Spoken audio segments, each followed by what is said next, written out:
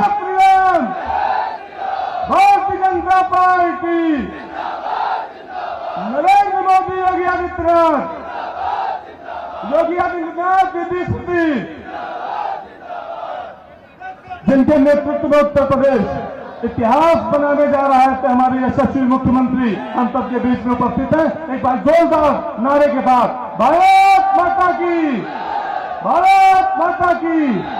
अब हम अपने जनपद के जिलाध्यक्ष आदरणीय श्री राम प्रसाद मिश्रा जी से निवेदन करते हैं कि हमारे मुख्य अतिथि लोकप्रिय मुख्यमंत्री जी का बुके और अंग वस्त्र देकर स्वागत करें। आदरणीय अध्यक्ष जी।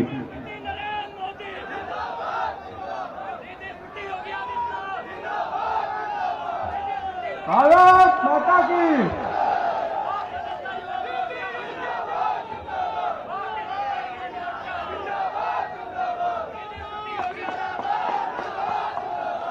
आदरणीय अध्यक्ष जी से निवेदन है कि आए और अतिथि हम सबके लोकप्रिय मुख्यमंत्री जी का, हमारी दीदी स्मृति जी का स्वागत करें। आदरणीय अध्यक्ष जी। हम सबके लिए आज ही बड़े गौरव का क्षण है कि हमारे अमेठी लोकसभा की प्रत्याशी, हम सबकी सांसद, भारत सरकार के सम्माननीय मंत्री जी की चुनाव की सभा को संबोधित करने के लिए उत्तर प्रदेश सरकार के सम्माननीय मुख्यमंत्री, हम सबके मुखिया, हम सबके मार्गदर्शक माननीय आदरणीय पूज्य योगी आदित्यनाथ जी, अमेठी की धरती पर आपका अमेठी की एक एक कार्यकर्ता की ओर से, जनता जनार्दन की ओर से बहुत बहुत स्वागत, अभिनंदन, वंदन करते हैं।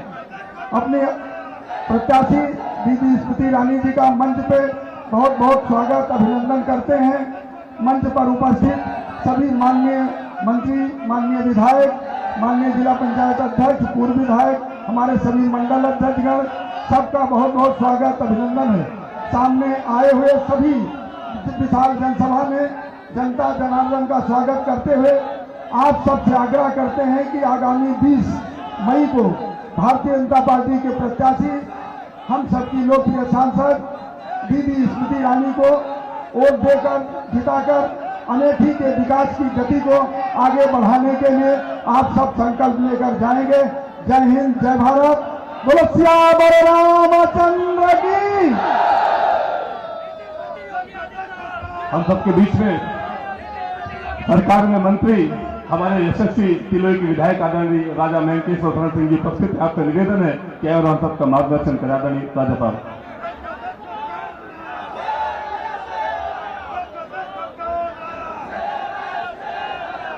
राधे राधे। श्री राम, जय जय राम। भगवान का जयकारा लगेगा। बोलो श्री रामचंद्र की जय, जय श्री राम, जय जय श्री राम, जय जय श्री राम। हिंदुस्तान में रहना है, हिंदुस्तान में रहना है, हिंदुस्तान में रहना है। आप सबका बहुत बहुत आभार। पूरे जनपद की तरफ से मैं अपने आदरणीय मुख्यमंत्री जी का स्वागत करता हूं, आभार प्रकट करता हूं और आप सबसे आग्रह करता हूं 20 तारीख को क्या करना है? कमल का बटन, कमल का बटन, कमल का बटन। धन्यवाद। जय श्री राम। हम सबके बीच में हमारे लोकप्रिय सांसद, हमारी लोकप्रिय दीदी उपस्थित है। अब हम सीधे एक बार जय श्री राम के नारे के साथ दीदी को आमंत्रित करते हैं। जय जय श्री राम। आदरणीय दीदी जी। बोलो भारत माता की, भारत माता की, भारत माता की। आज मंच पर विराजमान उत्तर प्रदेश के यशस्वी मुख्यमंत्री आदरणीय योगी आदित्यनाथ जी, योगी जी के सानिध्य में प्रदेश की सरकार में सेवा देते विधायक तिलोई आदरणीय महेंकेश्वर जी, प्रदेश में संगठन के मंत्री एवं विधायक जगदीशपुर सुरेश पासी जी, सलोन विधानसभा के विधायक आदरणीय अशोक कोरी जी, जिला पंचायत अध्यक्ष आदरणीय राजेश अग्रही जी, भारतीय जनता पार्टी के जिला के हमारे सम्मानित अध्यक्ष राम प्रसाद जी, जिनके सानिध्य में गौरीगंज की इस धरा पर वर्षों से हुंकार कांग्रेस के खिलाफ भरी जाती थी और आज भी क्षेत्र में जिनको तेज विधायक के नाम से जाना जाता है, ऐसे श्रद्धेय तेजवान सिंह जी, आदरणीय मनीषी जी, मंचासीन पूर्व अध्यक्ष आदरणीय दयाशंकर जी, दुर्गेश त्रिपाठी जी, हम सबके वरिष्ठ आदरणीय एमएलसी साहब शैलेंद्र जी, मटियारी जी,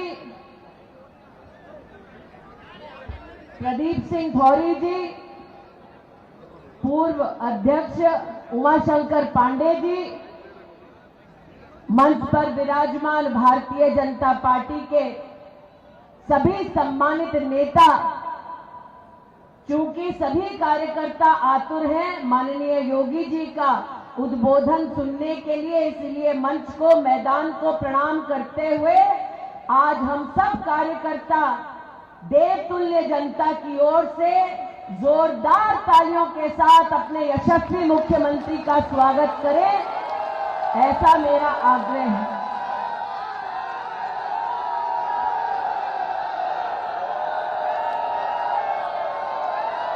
और गर्जना हमारी ऐसी हो कि यह आवाज काशी तक पहुंचे, जहां के सांसद तीसरी बार राष्ट्र के प्रधान सेवक बनने वाले हैं, आज ये आवाज जो अमेठी छोड़कर वायनाड गए, वायनाड छोड़कर रायबरेली भागे, उन तक भी ये आवाज जाए कि 20 तारीख को एक एक वोटर घर के बाहर जाकर पोलिंग बूथ पर जाएगा, अमेठी में कमल का बटन दबाएगा, फिर एक बार केंद्र में मोदी की सरकार देश का एक एक राष्ट्रभक्त बनाएगा। आज ये हुंकार यहां से जानी चाहिए। इस मंच पर, इस मैदान में और मैदान के बाहर पूरे क्षेत्र में आज जनता कहती है पूरे राष्ट्र से कि अमेठी की ये वो जनता है जिसने राष्ट्र के राजनीतिक इतिहास में एक भूचाल ला दिया, जब कांग्रेस पार्टी के राष्ट्रीय अध्यक्ष उनके शहजादों को अमेठी की जनता ने धूल चटाई और लोकतंत्र को ये संदेश दिया कि अगर सांसद 15 साल लापता रहा तो उसका क्या, पूरे खानदान का बोरिया बिस्तर बांधने की ताकत गरीब नागरिक में है। इन 5 सालों में आपने जनप्रतिनिधि के नाते मुझे चुना, 10 वर्ष दीदी और बहन के नाम से सम्मानित किया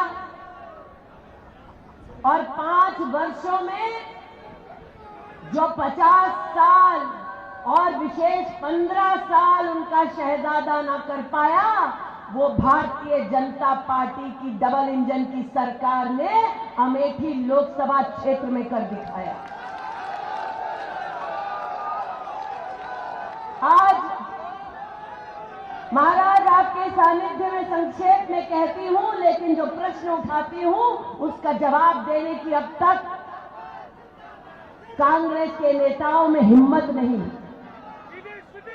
इन 5 सालों में 2 साल कोरोना के रहे और 2 सालों में यहां पर ना ऑक्सीजन की किसी को कमी हुई, ना दवा की किसी को कमी हुई। हर अस्पताल में हर डॉक्टर, हर नर्स ने सेवा दी। प्रशासन एक मुश्त खड़ा रहा ताकि जनता को कोई कठिनाई न हो। 2 वर्ष कोरोना के जब सर पर मौत मंडरा रही थी, तब भारतीय जनता पार्टी का एक एक कार्यकर्ता गांव-गांव सैनिटाइजर, मास्क बांटता रहा। केंद्र और प्रदेश की सरकार लोगों तक मुफ्त का राशन, मुफ्त का वैक्सीन पहुंचाती रही। आपकी सांसद के नाते मुझे मौत का डर नहीं था।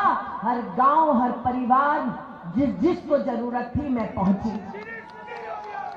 आज पूछना चाहती हूं उनसे, जिन्होंने वर्षों तक इस क्षेत्र में परिवार का नाता, इन शब्दों का इस्तेमाल कर लोगों का इस्तेमाल किया कि जब मौत मंडरा रही थी तब तुम कहां थे, किस बिल में जाकर छुपे थे, और तब क्यों निकले जब वोट की दरकार है, तब क्यों नहीं निकले जब जनता को तुम्हारी जरूरत थी। महाराज, 5 सालों में ये क्षेत्र गवाह है। 1,14,000 प्रधानमंत्री आवास बने और ये वही क्षेत्र है जहां एक ब्लॉक में 25 कॉलोनी आती थी तो कांग्रेस के दलालों के सामने गरीबों को नाक रगड़नी पड़ती थी। कांग्रेस के नेताओं की जेब को गर्म करना पड़ता था, तब जाकर चंद लोगों को जो कांग्रेस के समर्थक थे उनको जाके कॉलोनी मिलती है। आज जवाब देना पड़ेगा कांग्रेसियों को। 1,14,000 गरीब परिवार घर से वंचित क्यों थे? 5 साल में हम कर पाए, 15 साल तुम क्यों नहीं थे? इस क्षेत्र में 4 लाख परिवारों को जीवन में पहली बार शौचालय मिला। एक परिवार में अगर 4 लोग हैं, इसका मतलब जब लापता सांसद यहां शहजादा देश में और इटली में घुमा करता था, 16 लाख लोग यहां खुले में शौच करते थे। ये कैसा रिश्ता उनका अमेठी से कि दलित हो, पिछड़ा हो, कोई भी समाज का वर्ग का व्यक्ति हो, उसको मजबूर कर देते थे कि अगर गरीब है तो खुले में शौच करे, अगर गरीब है तो सर पर छत ना हो, अगर गरीब है तो शुद्ध पीने का पानी ना मिले। 1.5 लाख परिवारों को पहली बार विद्युत का कनेक्शन योगी जी आपके राज में मिला है। 3,50,000 परिवारों को पहली बार नलके का कनेक्शन इस क्षेत्र में आपकी और मोदी जी की सरकार से मिला है। अरे 2,20,000 परिवारों के रसोई से धुआं मोदी योगी की सरकार ने हटाया। 2,20,000 बहनों को सिलेंडर दिलाया। ये जो देश भर में नौजवानों को सपना दिखाते हैं, मैं आज कहना चाहती हूं, इस एक लोकसभा क्षेत्र में 1 लाख नागरिकों ने मुद्रा का लोन लिया, लौटाया। इस क्षेत्र में 13,000 नए लघु उद्योग ने अपने आप को भारत सरकार में 5 सालों में रजिस्टर कराया। इस एक क्षेत्र में 5,200 रेहड़ी पटरी वालों ने प्रधानमंत्री स्वनिधि योजना का लाभ पाया। आज अमेठी वो क्षेत्र है जिसमें कोका कोला की एशिया की सबसे बड़ी फैक्ट्री है, उत्तर प्रदेश की सबसे बड़ी पोल्ट्री की फैक्ट्री है, और ये वो अमेठी है जो AK-203 की राइफल बनाती है, जो भारत की सेना की काम आती है। इस पुण्य धरा पर जो राष्ट्र के खिलाफ बोलते हैं उन्हें एक वोट नहीं मिलना चाहिए। आज इस मंच पर, मैदान पर ऐसे कई लोग उपस्थित हैं जिन्होंने वो नजारा देखा जगदीशपुर में, जब बाजार शुक्ल में भागवत की कथा करना अगर कोई चाहता सनातनी, तो कांग्रेस के गुंडे आकर उस परिवार को, उस पूरे मोहल्ले को प्रताड़ित करते। इस मंच ने, मैदान में वो मंजर देखा है जब जगदीशपुर में हनुमान जी की मूर्ति तालाब में कांग्रेस के गुंडे बहाते थे और राहुल गांधी चुपचाप ये तमाशा न सिर्फ देखते थे बल्कि उसको प्रोत्साहित करते थे। इस क्षेत्र में बीएचईएल की रोड नंबर 1 पर मनचलों का वो तमाशा देखा जब बेटियां ट्यूशन करके शाम को घर लौटती तो उनका आंचल खींचा जाता। अगर अपमानित परिवार जाकर दुहाई करता, मांगता इंसाफ, तो परिवार को भी प्रताड़ित किया जाता। आज वो क्षेत्र है जिसमें किसी मनचले की इतनी हिम्मत नहीं कि अमेठी की किसी बेटी का वो आंचल हाथ तक लगा ले। आज ये वो क्षेत्र है जिसमें किसी कांग्रेस के गुंडे की हिम्मत नहीं कि वो किसी भी विधानसभा में भागवत की कथा बंद करवा दे। आज इस क्षेत्र में जब कांग्रेस के नेता ये कहते हैं कि कांग्रेस के पास सत्ता आएगी तो वो राम मंदिर के निर्माण के निर्णय को बदल देंगे, तो योगी जी, मैंने उनसे कहा भाई हम भी गौरीगंज वाले हैं, अगर हिम्मत है तो हनुमानगढ़ी के हनुमान मंदिर की पताका हाथ लगाकर दिखाओ। ईट से ईट ना बजा दी तो हम भी अमेठी वाले नहीं। इसलिए आज यहां कार्यकर्ता और देशतुल्य जनता वो आई है जिन्होंने मोदी योगी की डबल इंजन की सरकार बनाई है।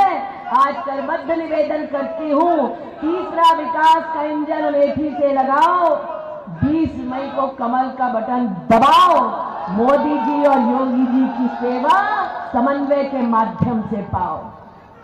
आज राम भक्तों तक मेरी आवाज पहुंचती है तो उनसे कहना चाहती हूं कि लोकतंत्र के मंदिर में कमल का फूल भिजवाओ, लोकतंत्र के हनुमान बन जाओ, कांग्रेस की लंका में आग लगाओ और 20 तारीख को कमल का बटन दबाओ। इस निवेदन के साथ अपनी वाणी को विराम देती हूँ। जय हिंद, जय भारत। बोलो भारत माता की, भारत माता की, भारत माता की जय। श्री राम, सियावर रामचंद्र की, पवन सुत हनुमान की।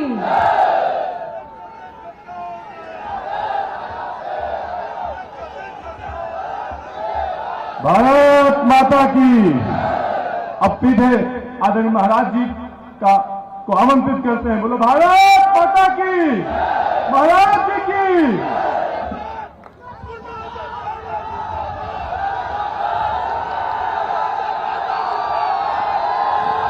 भारत माता की, भारत माता की, भारत माता की। वंदे वंदे वंदे। अमेठी की लोकप्रिय सांसद, केंद्रीय मंत्री, लोकसभा चुनाव 2024 में भारतीय जनता पार्टी, अपना दल, निषाद पार्टी, राजभर पार्टी, राष्ट्रीय लोक दल के द्वारा समर्थित भारतीय जनता पार्टी की लोकप्रिय प्रत्याशी सम्मान्य श्रीमती स्मृति ईरानी जी, प्रदेश सरकार में मेरे सहयोगी मंत्री श्री महेंद्र शरण सिंह जी, माननीय विधायक श्री सुरेश पासी जी,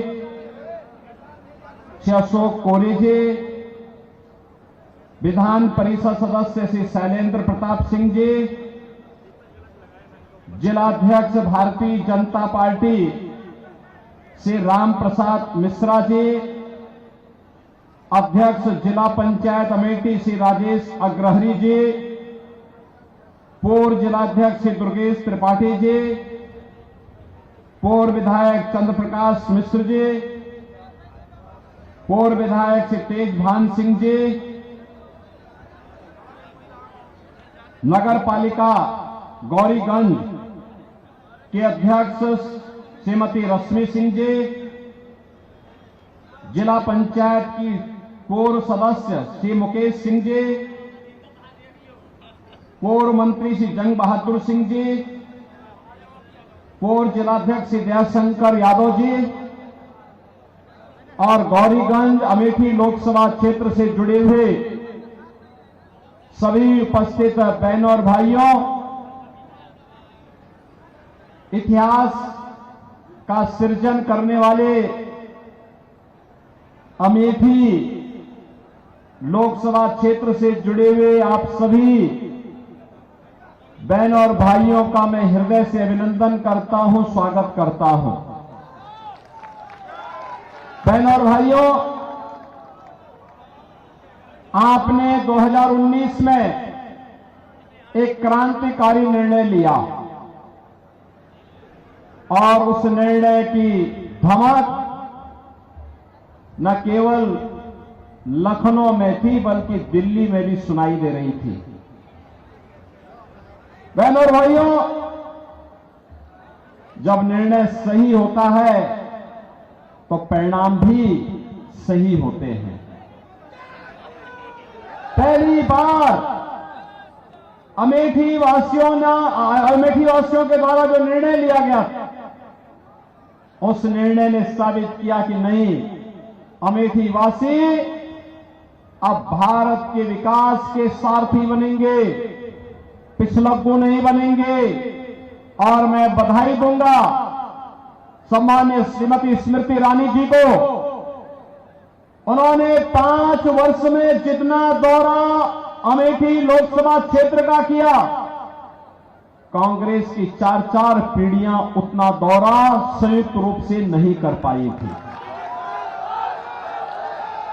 एक सजग और जागरूक जनप्रतिनिधि कैसे होना चाहिए, केंद्रीय मंत्री के अपने दायित्वों का निर्वहन करने, मंत्रालय के कार्यक्रमों से पूरे देश का भ्रमण करने के बाद मैं देखता था हर सप्ताह उनका दौरा अमेठी लोकसभा क्षेत्र के किसी न किसी विधानसभा क्षेत्र, किसी न किसी विकास खंड में, किसी न किसी गांव में और किसी नई योजना के साथ यहां पर देखने को मिलता था। बहनों और भाइयों, ये चीजें दिखाती है कि कैसे जब अच्छे जनप्रतिनिधि चुनते हैं तो परिणाम भी अच्छा ही आता है। और उसी अच्छे परिणाम के लिए एक बार फिर से आपसे अपील करने के लिए मैं आपके बीच आया हूं। बहनों और भाइयों, लोकसभा चुनाव के 3 चरण पूरे हो चुके हैं। पूरे देश के अंदर आधा चुनाव संपन्न हो चुका है और अब चौथे चरण का चुनाव कल है। कल फिर 10 राज्यों में 96 सीटों पर चुनाव है। यानी अब तक तीसरे चरण आते आते जो अब तक देश के अंदर मोदी लहर थी, वो मोदी लहर अब एक सुनामी का रूप लेने जा रही है, क्योंकि जनता जनार्दन के मुंह से एक ही शब्द फूट रहा है। और बहनों और भाइयों, वह है कि फिर एक बार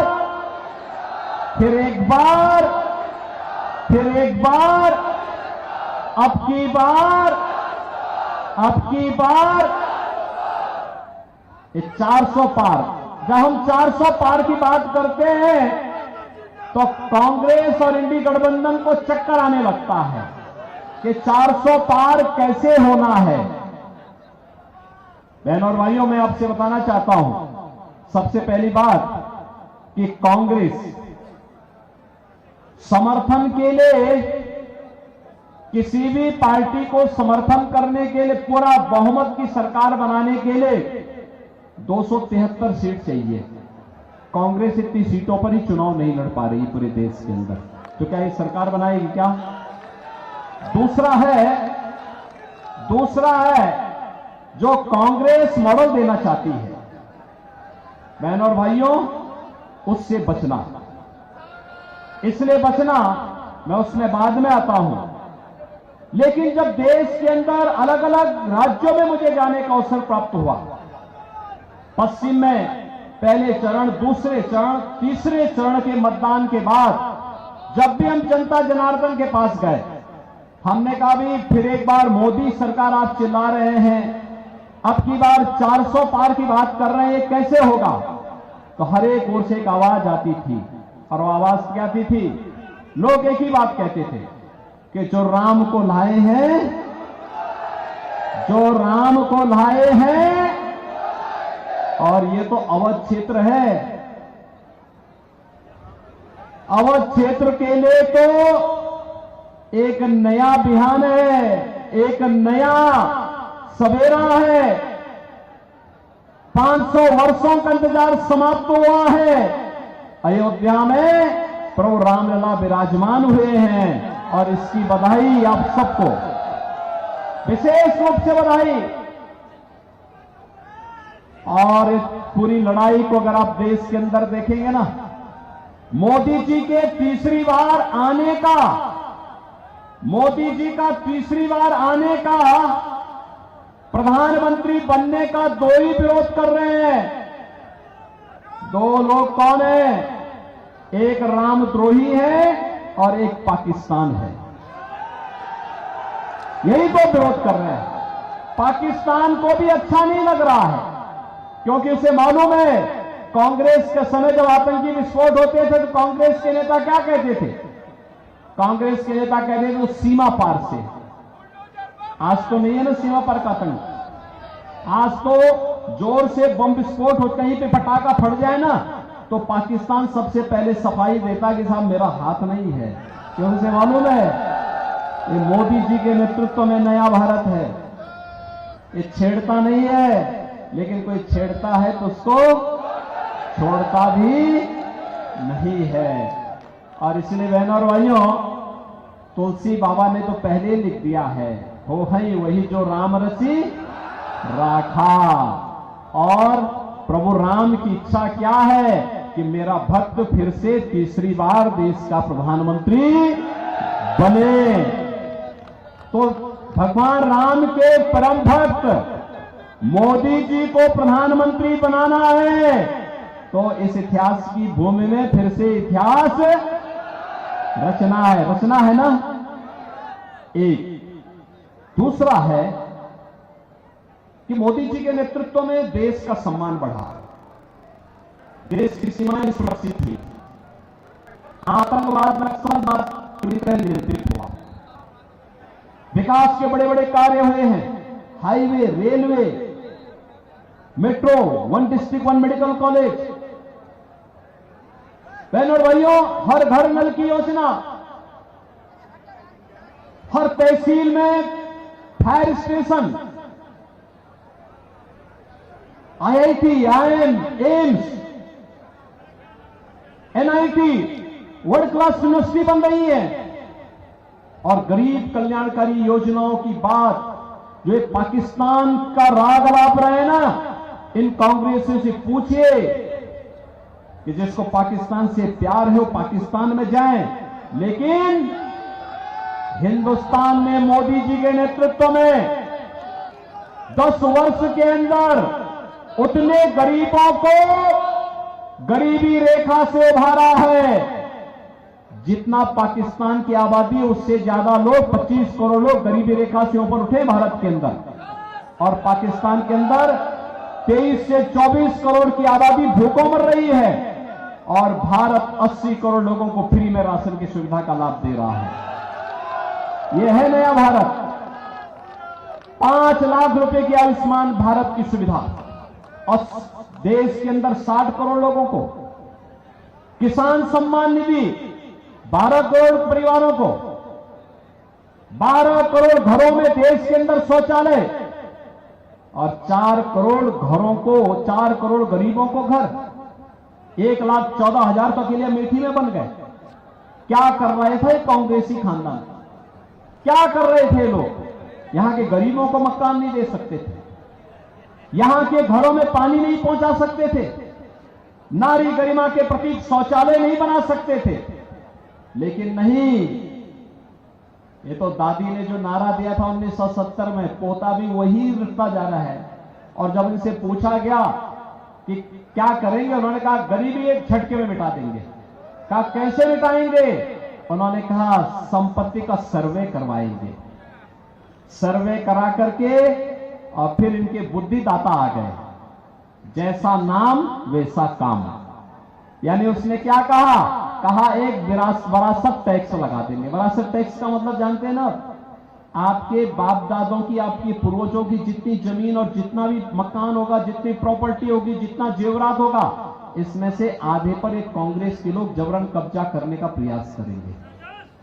ये इनका विरासत टैक्स है। यानी अब इनके अंदर औरंगजेब की आत्मा भी घुस गई है, जो जजिया कर आप पे लगाना चाहती है। क्या आप इसको स्वीकार करेंगे? क्या अपनी संपत्ति का बंदर बांट करने देंगे? क्या कांग्रेसियों को गुंडागर्दी करने की छूट देंगे? क्या बहनों और भाइयों, कांग्रेस का घोषणा पत्र एक खतरनाक इशारा और करता है। कितना खतरनाक इनके मंसूबे हैं। इनके मंसूबे तो देखो क्या कर रहे हैं देश के लिए लोग। इन्होंने जब यूपीए की सरकार थी उस समय भी इन्होंने करने का प्रयास किया था। अनुसूचित जाति, जनजाति और पिछड़ी जाति के आरक्षण के अधिकार पर इन्होंने सेंध लगाने का प्रयास किया था। भारतीय जनता पार्टी और एनडीए ने उस समय विरोध किया था। हम लोगों ने कई दिनों तक संसद में विरोध किया। कहा था बाबा साहब भीमराव अंबेडकर ने कहा है, बाबा साहब भीमराव अंबेडकर ने क्या कहा था? धार्मिक आधार पर आरक्षण नहीं हो सकता। धार्मिक आधार पर आरक्षण नहीं हो सकता। कांग्रेस ने क्या किया था यूपीए सरकार के समय? पहले इन्होंने जस्टिस रंगनाथ मिश्रा के नेतृत्व में कमेटी गठित की और कमेटी ने क्या संस्तुति की?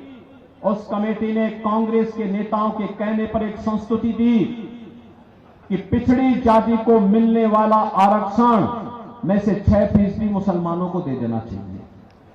भारतीय जनता पार्टी ने विरोध किया। कहा कि तो बाबा साहब की भावना के विपरीत है, संविधान के भावना के विपरीत है, ये नहीं होने देंगे। भारी विरोध हुआ, उसको नहीं ला पाए। इसके बाद इन्होंने प्रयास किया, जस्टिस राजेंद्र सच्चर की अध्यक्षता में एक कमेटी गठित की। इन्हें लगा कि धार्मिक आधार पर तो ये नहीं दे सकते, तो इन्होंने बैकडोर से क्या किया कि मुस्लिम समाज की कुछ जातियों को अनुसूचित जाति में शामिल करके अनुसूचित जाति के आरक्षण के अधिकार में सेंध लगाने का प्रयास किया। इसका भी विरोध किया गया और जब भारतीय जनता पार्टी ने विरोध किया तब इन लोगों के मंसूबे पर पानी फिरा। कांग्रेस फिर से कहती है जातीय जनगणना करेंगे। जातीय जनगणना क्यों करेंगे? क्योंकि जातियों को आपस में लड़ाएंगे। आपस में लड़ाने के बाद फिर कहेंगे कि भाई आप तो अपना पहले झगड़ा फरियाइए और फिर आपस में झगड़ा लगा करके आपके आरक्षण को ये लोग फिर बांटेंगे। कोई मुसलमान को देगा, कोई किसी और को देगा और फिर बंदर बांट करके आपसे कहेंगे कि भाई आपने तो झगड़ा था इसलिए हमने आपका दे दिया और फिर भारत के नए विभाजन की नींव तैयार करेंगे। क्या आप इसको स्वीकार करेंगे? क्या हिंदुस्तान इसको स्वीकार करेगा? क्या बहनों और भाइयों, इनके मैनिफेस्टो में एक खतरनाक बात और देखने को मिली। कांग्रेस क्या कहती है? कांग्रेस कहती है अगर इनकी सरकार बनेगी तो वह अल्पसंख्यकों की रुचि के अनुसार खान पान की स्वतंत्रता देंगे। कौन सा ऐसा खान पान है जी जो बहुसंख्यक को ना पसंद हो और अल्पसंख्यक को पसंद हो? बहनों और भाइयों, रोटी सब खाते हैं, चावल सब खाते हैं, खिचड़ी सब खाते हैं, खीर सब खाते हैं, फल भी सब खाते हैं, लेकिन एक जगह के ठहर जाता है। जब मुसलमान गौ मांस की तरफ जाता है तो हिंदू उसका विरोध करता है, कहता नहीं, ये नहीं स्वीकार होगा। कांग्रेस अब गौ हत्या को भी प्रश्रय देगी। क्या आप इस पाप को स्वीकार करेंगे? क्या अमेठी इस पाप को स्वीकार करेगा? क्या हिंदुस्तान इस पाप को स्वीकार करेगा? क्या कांग्रेस के मंसूबे पूरे होंगे? क्या बहनों और भाइयों, इस पाप में हम भागीदार नहीं बन सकते। अरे पहले तो 500 वर्षों का इंतजार समाप्त होकर के अयोध्या में रामलला विराजमान हुई अयोध्या में राम मंदिर में कितने रोड़े इन्होंने अटकाए। इनके बुद्धिदाता क्या कहते हैं? भारत के अंदर राम मंदिर का निर्माण नहीं होना चाहिए। समाजवादी पार्टी इनकी जो सहयोगी दल है वो क्या कहती है कि राम मंदिर बेकार बना। इन्होंने पहले राम के अस्तित्व पर प्रश्न खड़ा किए, फिर इन लोगों ने भारत के राम भक्तों पर गोलियां चलवाई, आतंकवादियों पर दायर मुकदमों को वापस लेने का कुत्सित प्रयास किया, और अब कहते हैं राम मंदिर के बनने पर ही प्रश्न खड़ा करते हैं। लेकिन बहनों और भाइयों, राम मंदिर का निर्माण हुआ है, आप सबको गौरव की अनुभूति हुई। आप अपनी पीढ़ी को बता पाएंगे कि हमने राम मंदिर को बनते देखा है, रामलला को 500 वर्षों के बाद विराजमान होते हुए देखा है। इतिहास बना रहे हैं आप इतिहास बना रहे हैं। राम मंदिर के लिए आने वाली पीढ़ी को आप बता पाएंगे कि हमने राम मंदिर का निर्माण हमारे इस समय में हुआ है। इस लोग को भी बताएंगे, और बहनों और भाइयों, अगली पीढ़ी को भी बता पाएंगे, और अपने पूर्वजों के पास जब परलोक में जाएंगे तो वहां भी अपने पूर्वजों को हम बता पाएंगे कि हां, आपके संकल्पों की पूर्ति, आपके आस के संकल्प की पूर्ति हम लोगों ने किया था, क्योंकि हमने मोदी जी को चुना था। बोलेंगे ना? और बहनों और भाइयों, एक तो गौरव की बात, हमारे पुणे हमारे साथ जुड़ा है। अगर कांग्रेस की तरफ धोखे से भी हमने वोट दे दिया और कांग्रेसियों ने गौ हत्या की छूट दी, तो उस पाप से हम फिर वंचित नहीं रह पाएंगे। अगर राम मंदिर का पुण्य हमारे साथ में है कि कांग्रेसियों के द्वारा गौ हत्या का पाप भी हमारे ऊपर थोप दिया जाएगा, और इस पाप में कभी शरीक मत होना। और इसीलिए मैं आज आपसे कहने के लिए आया कि पूरे देश के अंदर की जो आवाज है कि जो राम को लाए हैं हम उनको लाएंगे। और बहनों और भाइयों, इस अभियान के साथ हम सबको जुड़ना है। आप जुड़ेंगे, अमेठी जुड़ेगा। अमेठी ने जुड़ के दिखा दिया गत वर्ष 2019 में जोड़ करके देख लिया, और बहनों और भाइयों, उसका परिणाम भी आपको मिला। इतना सक्रिय सांसद, यहां के विकास के लिए इतना आग्रही सांसद, अमेठी में हर योजना आनी चाहिए, इसके लिए लगातार जागरूक सांसद किसी संसदीय क्षेत्र को मिल जाए तो उसका सौभाग्य होगा। और बहनों और भाइयों, इस बार तो गौरीगंज के हमारे सभी प्रतिनिधि आपके साथ में हैं, बीजेपी के साथ में हैं। सबने कहा, आपने देखा ना, मैं तो अमेठी और रायबरेली की जनता का इसलिए अभिनंदन करूंगा कि आपने जिन्हें भी अपना प्रतिनिधि चुना। अगर राम मंदिर का विरोध कांग्रेस ने किया तो उन्होंने कांग्रेस ने, समाजवादी पार्टी ने किया तो उन्होंने समाजवादी पार्टी से विद्रोह किया। कहा कि वे देखो सब कुछ स्वीकार करेंगे लेकिन राम का अपमान स्वीकार नहीं करेंगे। हां, गौरीगंज से आपने राकेश प्रताप सिंह को विधायक बनाया। जब समाजवादी पार्टी ने कहा कि अयोध्या में यह प्रस्ताव समाजवादी पार्टी का ही था, उन्होंने कहा था कि इतने लोग देश दर्शन करने के लिए अयोध्या आ रहा है, और अगर सभी विधायक एक साथ जाएं तो भाई, मैंने कहा भी हम तो सुविधा दे सकते हैं।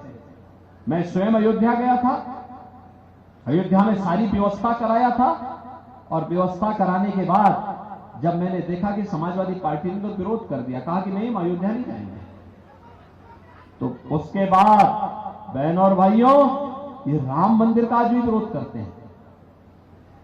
इनको राम मंदिर से परहेज है। भारत के अंदर राम और राष्ट्र एक दूसरे के पूरक है, अलग करके देखा ही नहीं जा सकता। और राम मंदिर का विरोध ये लोग करते हैं, इसका मतलब पाकिस्तान के साथ इनकी भावनाएं जुड़ रही हैं, और ऐसे लोगों को हमें कतई स्वीकार नहीं करना है। इन सब के मंसूबे आपको देख लिए ना, और इसीलिए मैं धन्यवाद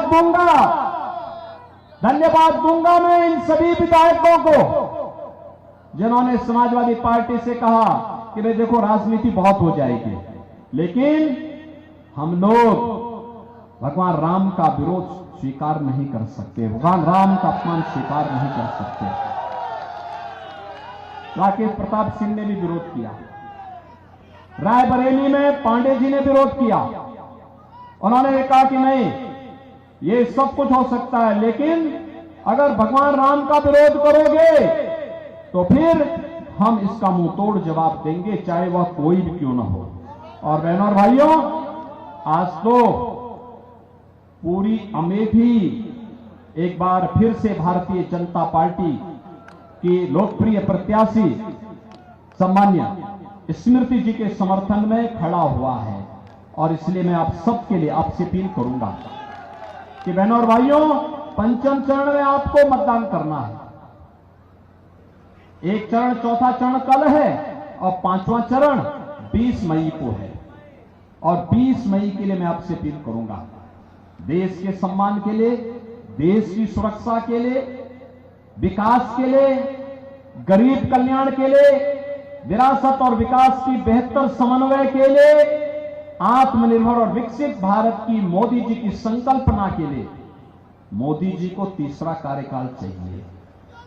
और इसलिए बहनों और भाइयों, उस तीसरे कार्यकाल के लिए मोदी जी आपके द्वारा एक एक वोट जो दिया जाएगा ना, कमल के फूल पर अमेठी में जो पड़ेगा, वो सीधे मोदी जी के पास जाएगा, मोदी जी को संबल प्रदान करेगा, मोदी जी को देश का प्रधानमंत्री बनाने में सहायक होगा। और इसके लिए आपको अपना समर्थन देना, अपना आशीर्वाद देना है। सहमत हैं?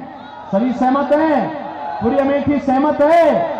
भारी बहुमत से एक एक घर जाएंगे, मोदी जी का प्रतिनिधि बनकर के, स्मृति जी का प्रतिनिधि बनकर के घर घर जाकर के अलग जगाएंगे, भाजपा को जिताएंगे, कांग्रेस के चटकारों की जमानत जब्त कराएंगे, आतंकवाद और पाकिस्तान समर्थकों की जमानत जब्त कराएंगे, अमेठी की जनता को विकास से वंचित रखने वालों की जमानत जब्त करवाएंगे।